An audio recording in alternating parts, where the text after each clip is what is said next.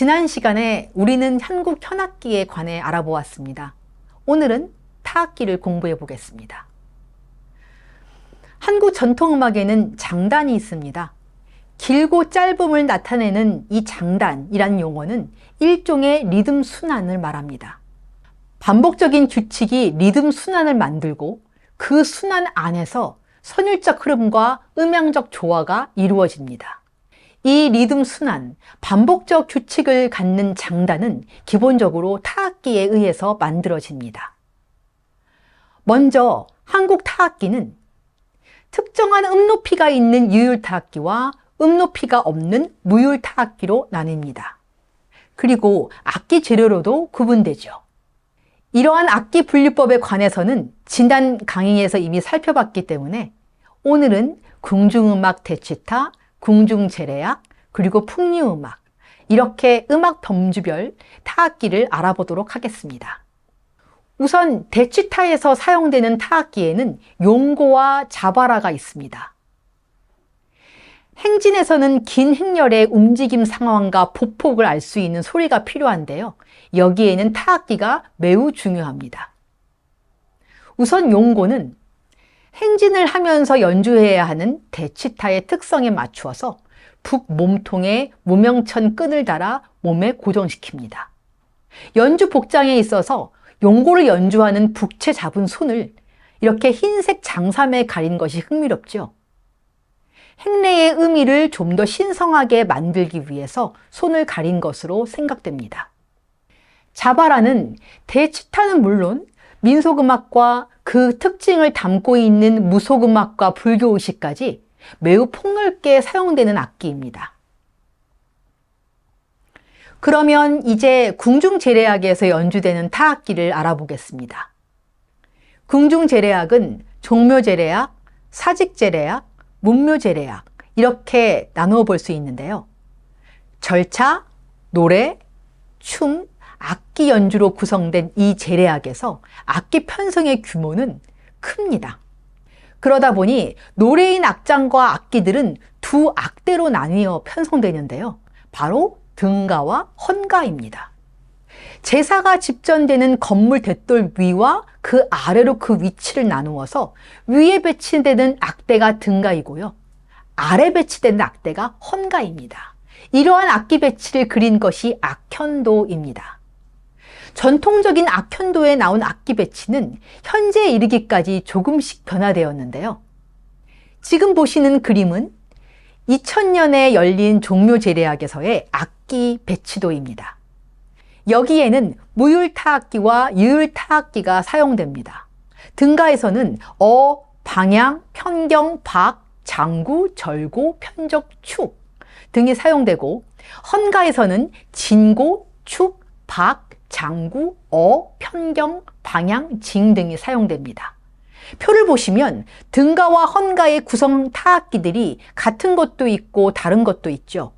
예로 마당에서 연주되는 헌가에서는 더 큰 음량이 필요하기 때문에 등가의 절고보다 악기 크기와 음량이 큰 진고를 사용합니다.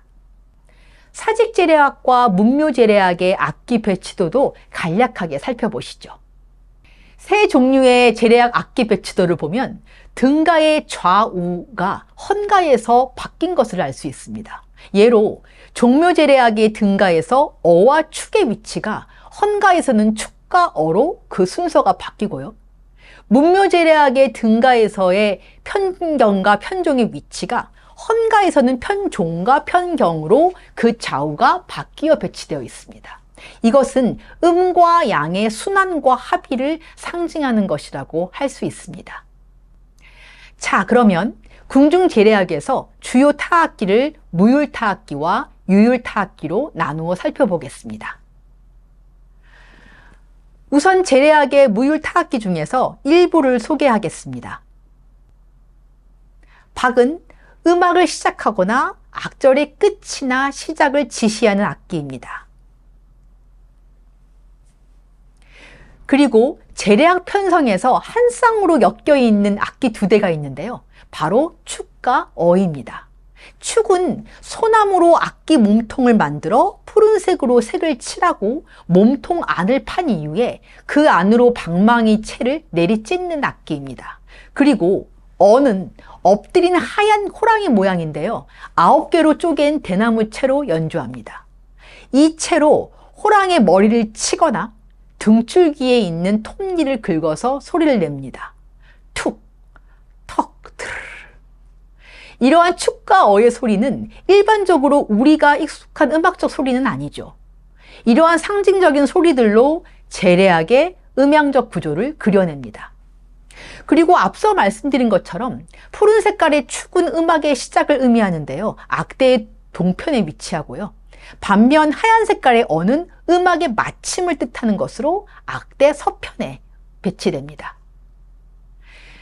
다음에 보실 부는 흙을 구워서 만든 악기인데요. 어 연주 때와 같이 갈라진 대나무채로 연주합니다. 박, 축, 어, 부. 이러한 악기는 몸울림 악기입니다. 악기 몸통인 나무나 흙그릇 자체가 진동에서 나는 악기이죠. 이제 소개할 악기는 가죽울림 악기입니다. 그 종류가 굉장히 많이 있는데요. 몇 개만 살펴보겠습니다. 앞에서 설명했던 절거와 진고입니다. 등가에서는 절거가 사용되고 헌가에서는 절거보다 더 큰 크기인 진고가 연주됩니다. 노고와 노도는 양면에 가죽이 있는 북 2대를 십자 모양으로 단 것인데요. 노고는 용머리가 양쪽에 있는 사각 틀에 큰 북 2대가 달린 것이고, 노도는 노고보다 훨씬 작은 북 2대가 긴 나무 막대에 달려 있는 것입니다. 북 몸통에 있는 가죽끈을 흔들어서 연주하는 악기이죠. 연꽃 위에 앉은 하얀 새에 상서로운 기운이 울리는 듯한 그러한 상상을 하게 되는 악기입니다. 뇌고와 뇌도는 천신께 드리는 제사의 헌가에 편성되는 악기로 검은 몸통의 북입니다. 앞서 소개한 노고와 노도가 각기 북 2대로 이루어졌었는데요. 뇌고와 뇌도는 북 6대와 3대로 구성북의 개수는 다릅니다. 하지만 뇌고에서는 북 6대의 한 면만을 연주하고 뇌도에서는 작은 북의 양면을 모두 연주하기 때문에 뇌고와 뇌도 모두 6면의 가죽울림이 있다고 할 수 있습니다. 연주의 방법은 노고, 노도와 동일합니다. 다음 악기는 영고와 영도인데요. 노란 몸통을 가진 8대의 북으로 되어 있는 영고, 그리고 4대 북의 양면 8면을 연주하는 영도입니다. 검은색 몸통의 뇌고와 뇌도, 노란색 몸통의 영고와 영도, 붉은색 몸통의 노고와 노도. 이들 악기는 서로 짝을 이루어 재래악에서 사용되는데요. 검은색, 노란색, 붉은색은 각기 하늘, 땅, 인간을 상징합니다. 국가 제례에 있어서 그 제례 대상으로 삼아왔던 것은 천신, 지기, 인귀였습니다. 이는 하늘, 땅, 인간을 위해 제사를 지내는 것입니다. 뇌고와 뇌도는 하늘의 신께 드리는 제례의식에서, 영고와 영도는 땅의 신께 드리는 사직 제례악에서 연주되어 왔습니다. 그리고 노고와 노도는 죽은 사람을 위한 제례의식에서 사용되는 악기로서 노는 사람의 도리를 의미합니다.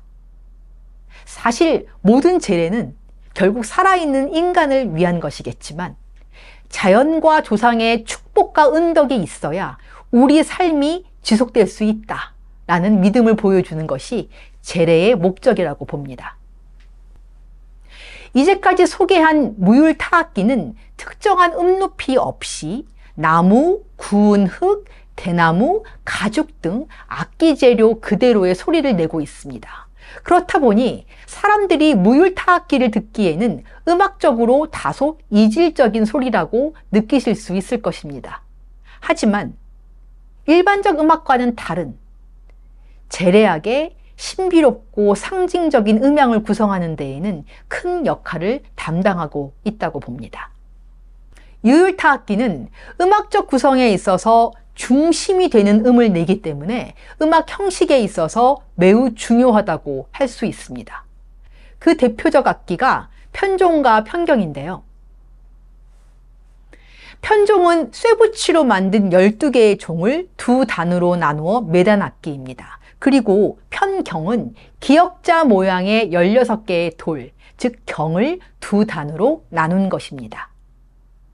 편종과 편경이 틀에 종이나 돌을 세로로 매달아 연주하는 것이라면 방향은 금속판 16개를 가로 두 단으로 펼쳐놓고 연주하는 유율타악기입니다.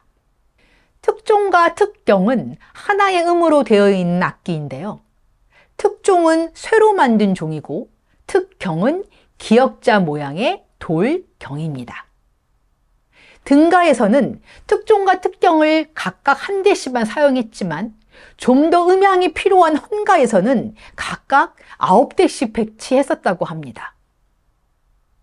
무율타악기에서 축과 어가 음악의 시작과 마침을 의미했다면 유율타악기에서는 특종과 특경이 그 역할을 담당합니다. 음악을 시작할 때 특종으로 펼치는 것은 하늘이 배품을 주관하기 때문이요.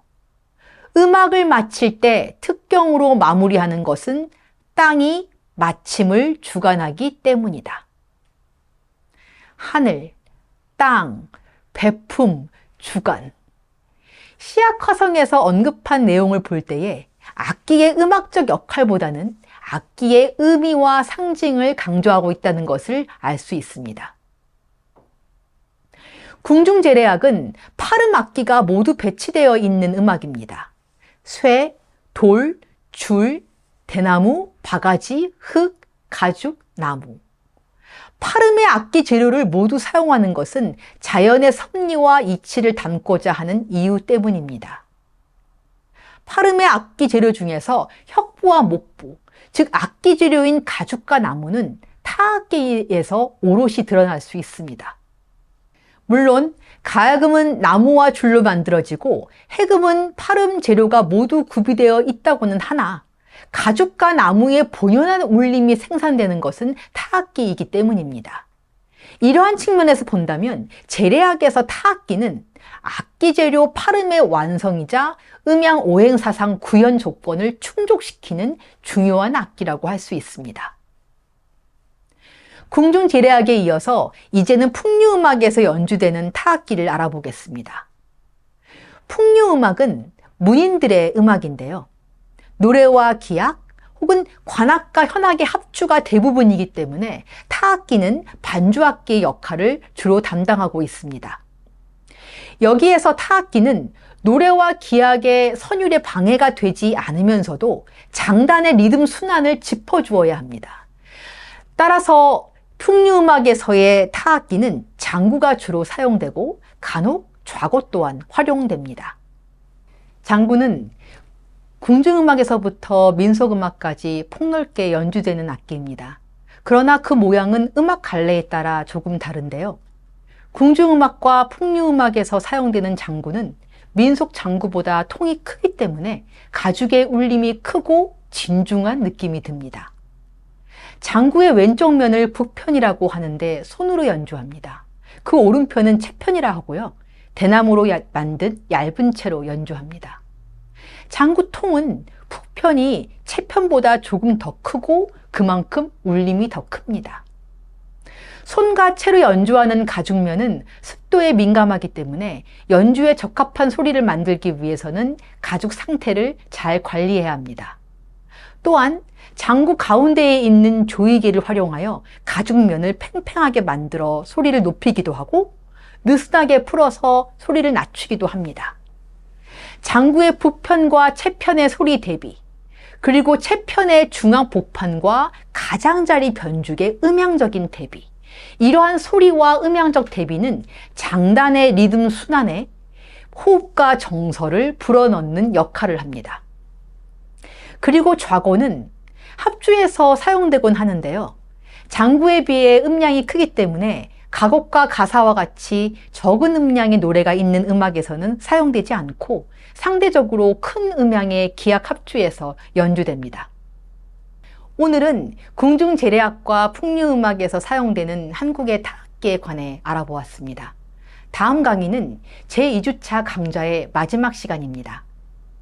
다음 시간에는 민속음악에서 사용되는 타악기를 살펴보고 계량악기의 현황에 관해서도 간단히 언급하고자 합니다.